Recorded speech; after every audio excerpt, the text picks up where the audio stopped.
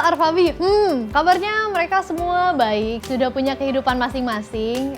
Cuma kayaknya yang masih di dunia tarik suara dan hiburan cuma aku. Yang satu udah jadi dokter gigi, yang satu udah nikah, udah punya anak gitu. Tapi kita masih keep in touch.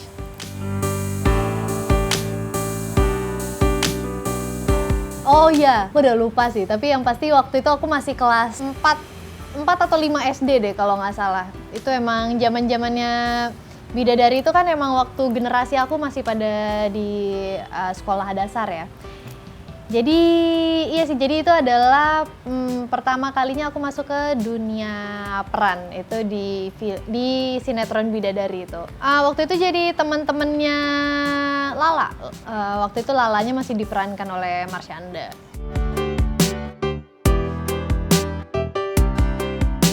Wah, kayaknya umur segitu aku tuh nggak pernah nanya bayaran deh. Justru kayak yang penting ya udah gitu, kita kerja kayak berasa main-main terus pulang, terus kayak lihat ada di TV mukanya udah. Kayak nggak kepikiran bayarannya berapa, atau cuma dibayar pakai nasi kotak aja gitu, nggak kepikiran sih. Mungkin karena umur segitu belum ini kali ya, belum orientasinya belum ke sana. Gitu.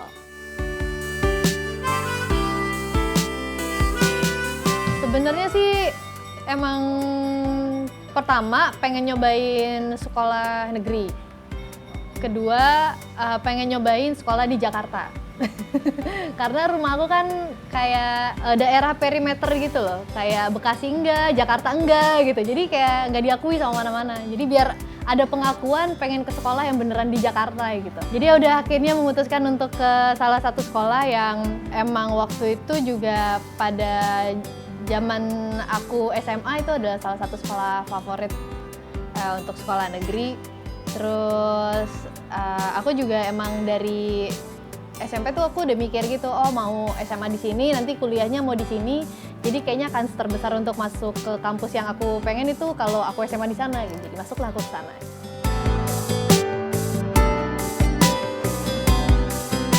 Waktu SMA aku tuh kayak pencilan gitu loh, kayak orang tuh kalau misalnya ngelihat aku, wah alumni SMA 8, wah alumni UI pasti pinter, padahal enggak.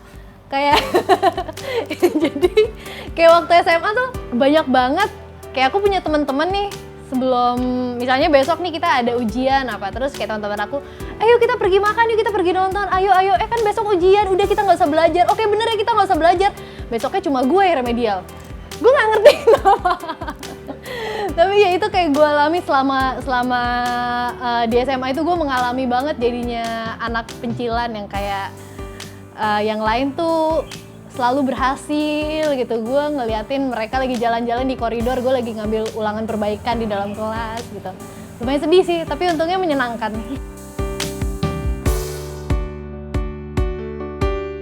Iya sih, emang pertama kan kayaknya agak capek ya belajar lama-lama gitu. Jadi mendingan sekaligusin aja gitu, selesai. Terus kedua, supaya biayanya juga nggak mahal banget. Jadi lebih ke alasan itu sih sebenarnya. Enggak sih, tapi emang aku tuh emang sebenarnya pengen banget berkarya di dunia yang sekarang aku lagi jalanin. Dan kalau misalnya aku kayak kemarin, waktu aku masih SMA, masih kuliah, itu susah banget untuk ngejalanin dua dunia sekaligus gitu. Pasti harus ada satu yang aku korbankan. Nah, ketika aku sekolah, aku memutuskan untuk fokus di sekolah dulu sebelum aku masuk ke dunia entertainment. Makanya aku berusaha untuk nyelesain semuanya secepatnya supaya aku juga bisa lebih cepat untuk masuk ke dunia yang aku inginkan.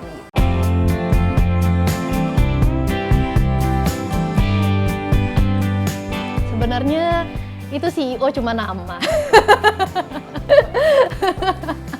Enggak sih, cuma jadi gini, aku tuh ada perusahaan keluarga. Jadi dari dulu kebetulan mama aku sih, dia bergerak di bidang post-pro. Post-pro itu dubbing, subtitling, editing, cuma dia masih lokal aja. Terus setelah aku lulus kuliah, aku kayak ngelihat ada potensi yang lebih gitu loh di dunia yang sama, tapi karena kan kita sebenarnya bidangnya suli suara gitu kan. Jadi daripada Suli Suara kita cuma main di lokal aja, kenapa kita nggak main dari sumbernya aja langsung di luar gitu. Basically aku pegang post pro yang untuk di bidang internasionalnya, which is yang Shifai Dream Production itu. Terus keluarga aku pegang yang di lokalnya dengan di bawah nama yang berbeda gitu. Cuma sekarang Shifai ini juga udah melebar lagi, selain post pro udah masuk produksi juga kayak gitu.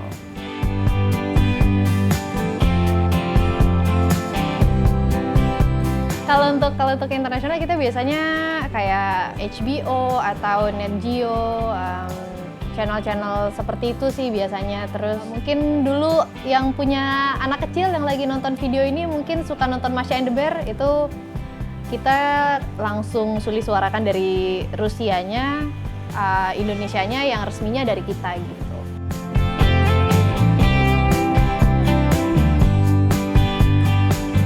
Wah, berbeda.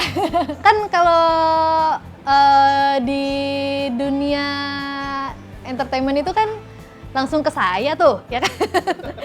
Kalau ke perusahaan kan berbagi lagi. Tapi ya bisa dibilang ya lumayan lah untuk makan. Dua-duanya untuk makan enak boleh lah.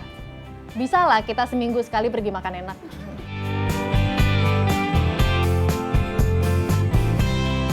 Jadi waktu itu salah satu channel TV pernah buat suatu program khusus bahas Alicia Keys, dan di situ jadi waktu itu Alicia Keys baru ngeluarin, dia baru konser di sini dan baru ngeluarin singlenya juga. Terus salah satu channel buat program itu, terus di situ diundanglah 2 bintang tamu, aku dan almarhum Mike Mohede, dan di situ kita ngobrol tentang Alicia Keys. Terus kebetulan kita juga harus perform di situ, dan aku di situ nyanyi dan main piano juga gitu. Sebenarnya pianisnya lebih ke situ sih.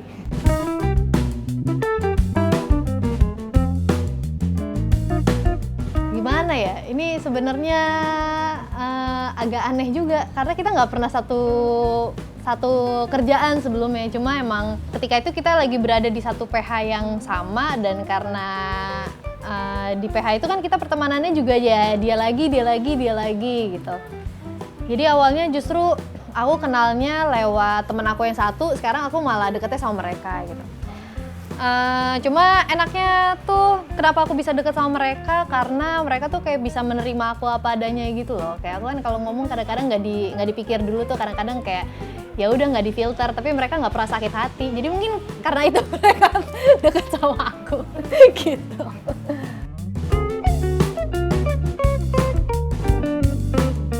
Nah, aku tuh sebenarnya orangnya jarang cerita sih kalau misalnya ada apa-apa, sejarang cerita itu. Jadi kalau cerita sama orang tua tuh biasanya kejadian sehari-hari aja. Misalnya dari pagi kan nggak ketemu, malam-malam kalau ketemu hari ini saya habis kayak gini gitu sih biasanya. Tapi mungkin lebih ke nyokap kali ya, karena kan biasanya kalau anak cewek tuh pasti lebih terbuka cerita sama nyokap sih, normalnya pada umumnya.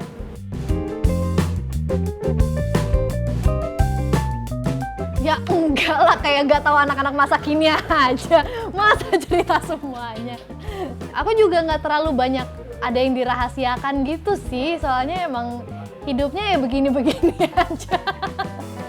Jadi kayak nggak ada yang harus dirahasiakan, jadi ya mungkin bisa dibilang hampir semuanya orang tua tahu lah. Tapi nggak pernah ada kejadian yang berarti, jadi paling tahu kayak oh lagi deket sama ini, oh ya gitu.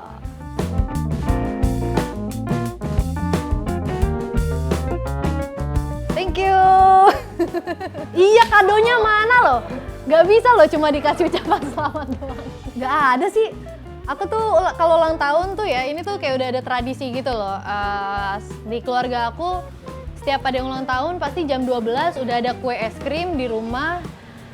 Terus nyanyi happy birthday to you, happy birthday to you. Oke, udah ya, kita foto dan tidur. Udah sih, biasanya kayak gitu doang. Jadi kayak dibilang ada yang berkesan sih enggak juga. Cuma mungkin yang berkesan tradisi di keluarga gue itu, kalau yang lain mungkin surprise-nya kayak surprise beneran gitu. Kalau di gue tuh surprise tengah malamnya kayak gue udah milih kue gue sendiri gitu.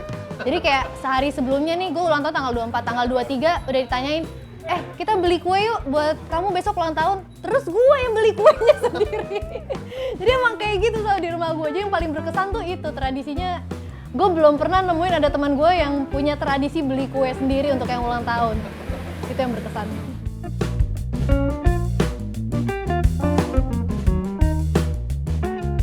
PPAP. Pineapple. Gue khawatir dia akan jadi kayak the next Gangnam Style deh. Itu lagu luar biasa sih, gue baru denger sekali. Kemudian gue inget banget, gue begitu denger, ini apaan sih? Udah, terus kemudian sorenya gue makan, sambil makan gitu tiba-tiba kayak I have pen, I have pineapple. What? Apa ini? Ya gue baru denger sekali, kemudian udah, wah itu luar biasa sih.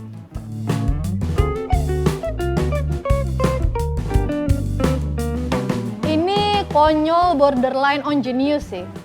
Karena dia bisa membuat suatu lagu yang seganggu itu sampai gue dengerin sekali terus gue udah bisa kayak I have a pen, I have pineapple, itu jenius sih. Ya gimana ya, kayak kesel gitu lihat videonya, kesel banget. Cuma lucu sih, jadi kayak ya props to komedian Jepang yang bikin lagu itu.